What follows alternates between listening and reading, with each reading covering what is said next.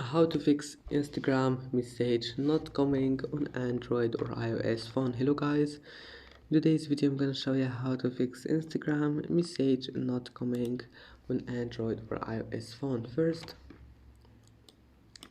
go to Play Store or App Store and make sure your Instagram is updated.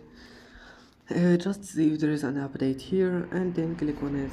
And now if that doesn't fix it, just go back, restart your phone and then turn off your Wi-Fi and turn it on again. And if that also doesn't fix your problem, now it means that you need to go to settings and then click here apps. This one is for Android users. Go to apps again, type here Instagram, click on it. Now click force stop and go to storage clear cache. And I hope that can fix your problem. Please don't forget to like and don't forget to subscribe, and see you in the next video.